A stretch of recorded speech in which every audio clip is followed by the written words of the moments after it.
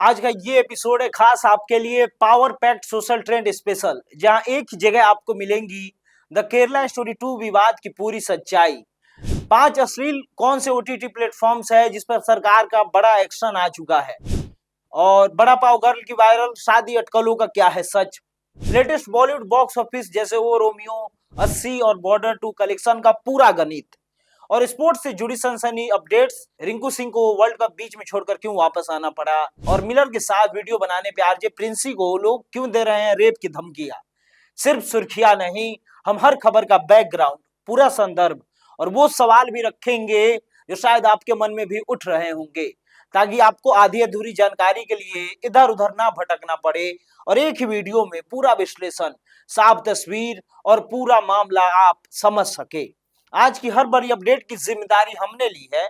आप बस आखिर तक जुड़े रहिए, क्योंकि हर सेगमेंट में एक नया खुलासा आपका इंतजार कर रहा है।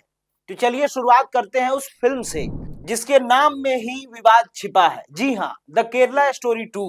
ट्रेलर आया और बयानबाजी का दौर शुरू हो गया। कोर्ट पहुंचा मामला, नेता बोले, फिल्म मेकर बोले, सोशल मीडिया दो हिस्सों में बट गया। आखिर ऐसा क्या है इस फिल्म में, क्यों फिर से केरल नाम पर सियासत गर्म हो गई। आइए जानते हैं पूरी कहानी विस्तार से और तथ्यों के साथ। सबसे पहले समझते हैं फिल्म किस बारे में है।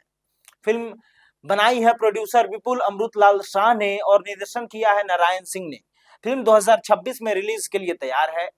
फिल्म में दिखाया गया है कि कुछ लड़कियों को प्रेम के नाम पर फंसाया जाता है, फिर कथित तौर पर उनका धर्म परिवर्तन कराया जाता है और उन्हें कट्टरपंथी नेटवर्क में धकेला जाता है। निर्माताओं का दावा है कि ये कहानी सच्ची घटनाओं से प्रेरित है, लेकिन यहीं से शुरू होता है विवाद। आखिर विवाद क्यों हो रहा है वो भी आपको बताते हैं। इसके नाम पर आपत्ति हो रही है कि फिल्म का नाम केरला स्टोरी क्यों। आलोचकों का कहना है कि इससे पूरे राज्य की छवि खराब होती है, क्योंकि केरल को अक्सर सामाजिक सौहार्द और शिक्षा मॉडल के लिए जाना जाता है। ट्रेलर में दिखाए गए कुछ दृश्य, जैसे जबरन बीफ खिलाने वाला सीन, कई लोगों को भड़काऊ लगे। सोशल मीडिया पर तुरंत बहस शुरू हुई। कुछ ने इसे इस्लामोफोबिक कहा तो कुछ ने कहा सच्चाई कड़वी होती है। अब आइए देखते हैं कि किसने क्या कहा। केरल के मुख्यमंत्री पिनराई विजयन ने इसे सांप्रदायिक प्रोपेगेंडा बताया। उन्होंने कहा, ऐसी फिल्में समाज में अविश्वास पैदा करती है। सीपीआई पार्टी ने भी विरोध प्रस्ताव पास किया। वहीं कांग्रेस नेता शशि थरूर ने फिल्म को हेट मॉन्गरिंग और समाज में हेट फैलाने वाला बताया। अब दूसरी तरफ फिल्म के निर्माता विपुल शाह ने जवाब दिया, फिल्म केरल के खिलाफ नहीं है, सच्चाई के खिलाफ खड़े लोग परेशान हैं, उनके ऊपर ये फिल्म है। और बॉलीवुड के जाने माने निर्देशक अनुराग कश्यप ने इसे प्रोपेगेंडा सिनेमा बताया। तो देखिए बयान पर बयान और माहौल गर्म, और मामला पहुंचा केरला हाईकोर्ट तक। कुछ याचिकाएं दाखिल हुई। कहा गया कि फिल्म रिलीज से पहले कोर्ट को दिखाया जाए। कोर्ट ने चिंता जताई, पूछा क्या यह सामाजिक तनाव बढ़ा सकती है। फिल्म के मेकर्स ने कहा फिल्म को पहले से सेंसर बोर्ड की मंजूरी है। मामला अभी भी कानूनी बहस के दायरे में है। और आइए अब जानते हैं कि सोशल मीडिया पर क्या कहा जा रहा है। इंटरनेट पर दो साफ खेमे दिख रहे हैं। एक कहता है ये समाज को तोड़ने वाली फिल्म है, दूसरा कहता है ये अभिव्यक्ति की स्वतंत्रता है। कुछ जगहों पर प्रतीकात्मक विरोध भी हुए। कई लोग फिल्म के समर्थन में ट्रेंड चला रहे हैं। अब देखने वाली बात होगी कि इस फिल्म के रिलीज पे अटकलें आती है या फैसला पक्ष में होता है। चलिए बढ़ते हैं सोशल ट्रेंड्स के अगले खबर की ओर। केरला स्टोरी 2 से अश्लील ओटीटी बैन की ओर। फिल्म विवाद से निकलकर अब चलते हैं डिजिटल दुनिया के उस फैसले की तरफ जहां बहस नहीं, सीधा एक्शन हुआ है। सरकार का बड़ा कदम और 5 प्लेटफॉर्म्स सीधे रेड जोन में। आइए जानते हैं मामला क्या है। सूचना एवं प्रसारण मंत्रालय ने आईटी नियमों के तहत 5 डिजिटल प्लेटफॉर्म्स की भारत में एक्सेस बंद कर दी है।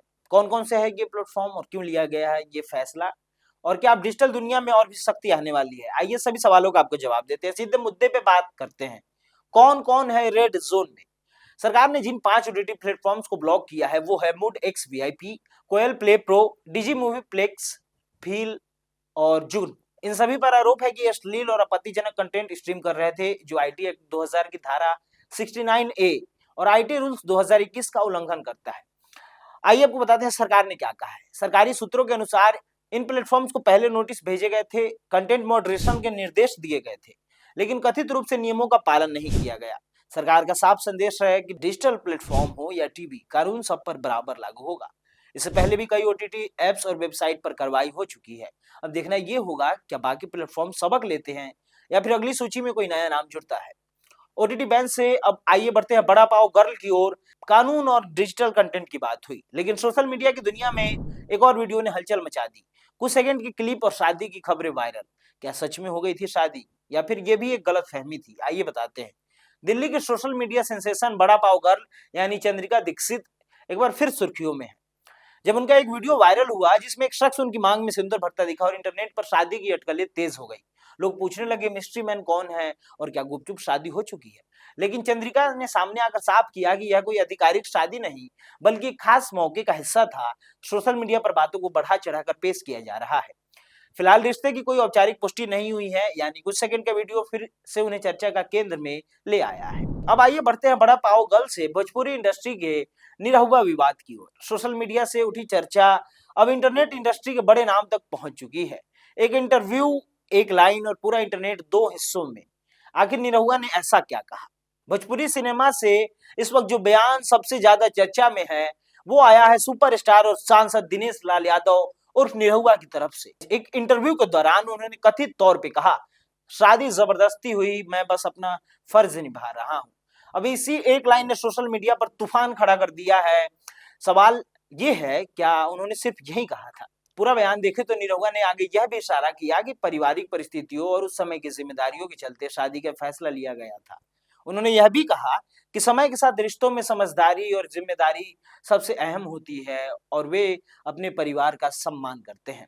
हालांकि इंटरनेट पे क्लिप का एक छोटा हिस्सा वायरल हुआ और उसी ने विवाद को हवा दे दी। कुछ लोग इसे निजी जीवन की ईमानदार स्वीकारोक्ति बता रहे हैं तो कुछ इसे वैवाहिक संस्था पर सवाल मान रहे हैं। अब तक निरहुआ की ओर से इस बयान पर कोई अलग से लिखित सफाई नहीं आई है, लेकिन उनके करीबी सूत्रों का कहना है कि बात को संदर्भ से काटकर पेश किया गया है। यानी एक इंटरव्यू, एक लाइन और पूरा सोशल मीडिया दो हिस्सों में बंट गया। बयानबाजी अपनी जगह, लेकिन असली फैसला कहाँ होता है? बॉक्स ऑफिस पर। कौन चला, कौन फिसला और किसने 2026 की शुरुआत में बाजी मारी? आइए सीधे बॉलीवुड बॉक्स ऑफिस कलेक्शन की बात करते हैं। बॉक्स ऑफिस कलेक्शन से जुड़ी अगली बड़ी खबर भी आपके लिए तैयार है, बने रहिए हमारे साथ। क्या बड़ी स्टार कास्ट ही अब हिट की गारंटी है या दर्शकों का मूड पूरी तरह बदल चुका है? कौन सी फिल्म कितने दिनों में कितने कमाई तक पहुंची और आखिर 2026 की शुरुआत में असली बाजी किसने मारी? सीधी सटीक और नंबर के साथ बात करते हैं। सबसे पहले बात फिल्म ओ रोमियो की। 13 फरवरी 2026 को रिलीज हुई इस फिल्म ने पहले वीकेंड में अच्छी रफ्तार पकड़ी। रिलीज के करीब 11-12 दिनों में फिल्म का वर्ल्ड वाइड कलेक्शन लगभग 100 करोड़ के आसपास पहुंच गया। इंडिया नेट कलेक्शन करीब 66 से 69 करोड़, जबकि ओवरसीज से लगभग 23 से 24 करोड़ का योगदान मिला। ओपनिंग वीक में लगभग 28 से 30 करोड़ का आंकड़ा पार किया गया, लेकिन दूसरे हफ्ते में ग्रोथ धीमी रही। ट्रेड एनालिसिस इसे डिसेंट परफॉर्मर मान रहे हैं। फिल्म ने सम्मानजनक कमाई की मगर ब्लॉकबस्टर की श्रेणी में नहीं पहुंची। अब बात फिल्म 80 की। 20 फरवरी 2026 को रिलीज हुई यह कोर्ट रूम ड्रामा फिल्म अपने पहले 5 दिनों में लगभग 5 करोड़ नेट तक ही पहुंच पाई है।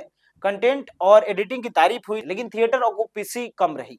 वर्ड ऑफ माउथ उम्मीद के मुताबिक मजबूत नहीं बन पाया। नतीजा ये रहा कि बॉक्स ऑफिस पर फिल्म संघर्ष करती दिखी और कमर्शियल ग्राफ नीचे ही रहा। अब आते हैं उस फिल्म पर जिसने 2026 की शुरुआत में असली दबदबा बनाया, बॉर्डर 2। 23 जनवरी 2026 को रिलीज हुई इस फिल्म में रिलीज के लगभग 32 दिनों में 379 से 390 करोड़ का ग्रॉस का इतना बड़ा आंकड़ा छू लिया कि इंडिया नेट कलेक्शन 325 करोड़ से ज्यादा दर्ज किया गया।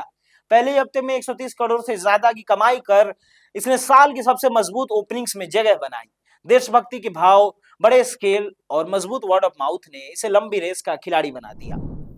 तो 2026 की तस्वीर साफ है। ओ रोमियो ने ठीक ठाक प्रदर्शन किया, 80 संघर्ष करती दिखी और बॉर्डर 2 ने बाजार में अपनी बादशाहत कायम की। अब सवाल यही है, क्या आने वाले महीनों में कोई फिल्म इस रफ्तार को चुनौती दे पाएगी? इंटरटेनमेंट की हर बड़ी और प्रामाणिक अपडेट के लिए जुड़े रहिए हमारे साथ। ये थी बॉलीवुड की कुछ मुख्य खबरें फिल्मी दुनिया की हलचल के बाद अब रुख करते हैं स्पोर्ट्स की तरफ, जहां मैदान से ज्यादा चर्चा मैदान के बाहर की खबरों की हो रही है। वर्ल्ड कप के बीच रिंकू सिंह क्यों पहुंचे अस्पताल? क्या टीम इंडिया की प्लेइंग 11 बदलने वाली है? आइए पूरी जानकारी देते हैं। वर्ल्ड कप छोड़ अस्पताल पहुंचे रिंकू सिंह, आखिर क्या हुआ उनके पिता को? टीम इंडिया के स्टार बल्लेबाज रिंकू सिंह टी20 वर्ल्ड कप 2026 के बीच अचानक भारत लौट आए। सवाल उठने लगे कि आखिर ऐसा क्या हुआ कि उन्हें टूर्नामेंट बीच में छोड़ना पड़ा। अब सामने आया कि उनके पिता खान चंद्र सिंह गंभीर रूप से बीमार है, अस्पताल में जिंदगी की जंग लड़ रहे हैं। दरअसल रिंकू के पिता लिवर कैंसर से जूझ रहे हैं और हालत बिगड़ने के बाद उन्हें ग्रेटर नोएडा के एक अस्पताल में वेंटिलेटर सपोर्ट पर भर्ती कराया गया। पिता की तबीयत अचानक खराब होने की खबर मिलते ही रिंकू 24 फरवरी को चेन्नई से दिल्ली पहुंचे और सीधे अस्पताल जाकर उनसे मुलाकात की। बताया जा रहा है कि परिवार के साथ समय बिताने के बाद रिंकू 25 फरवरी को दोबारा टीम से जुड़ सकते हैं। हालांकि 26 फरवरी को जिम्बाब्वे के खिलाफ होने वाले अहम सुपर 8 मुकाबले में उनकी उपलब्धता मेडिकल अपडेट और टीम मैनेजमेंट के फैसले पर निर्भर करेगी। गौर मतलब है कि मौजूदा टूर्नामेंट में रिंकू का प्रदर्शन भी कुछ खास नहीं रहा है। उन्होंने अब तक 5 पारियों में सिर्फ 24 रन ही बनाए हैं। ऐसे में अगर वो अगले मैच में उपलब्ध नहीं होते हैं तो हो सकता है प्लेइंग 11 में बदलाव हो और किसी नए खिलाड़ी को मौका मिले। अब आइए बढ़ते हैं अगले खबर की ओर। इंडिया वर्सेस साउथ अफ्रीका, मैदान पर जीत हार की कहानी खत्म हुई थी, लेकिन असली तूफान मैच के बाद उठा। एक रील, कुछ सेकंड का वीडियो और सोशल मीडिया पर ऐसा बवाल कि मामला सीधा धमकियों तक पहुंच गया। आखिर साउथ अफ्रीका के स्टार डेविड मिलर से जुड़ा ये वीडियो इतना विवादित क्यों हो गया? क्यों एक लेडी इन्फ्लुएंसर को ट्रोलिंग से लेकर जान से मारने और रेप की धमकियों तक का सामना करना पड़ा? आइए सिलसिलेवार तरीके से पूरा मामला समझते हैं। क्या एक इंस्टाग्राम रील इतनी बड़ी वजह बन सकती है कि किसी को रेप और जान से मारने की धमकियां मिलने लगे? आखिर ऐसा क्या हुआ, आइए बताते हैं। T20 वर्ल्ड कप के दौरान social media influencer Princy Parikh ने साउथ अफ्रीका के क्रिकेटर डेविड मिलर के साथ एक रील पोस्ट की। यह वीडियो भारत बनाम साउथ अफ्रीका मैच के बाद डाला गया था, जिसमें मिलर ने अर्धशतक लगाकर भारत को टूर्नामेंट की पहली हार दी थी। रील में प्रिंसी स्लो क्लैप करती नजर आई, जिसे उन्होंने हल्के फुल्के क्रिकेट मजाक के तौर पर पेश किया था।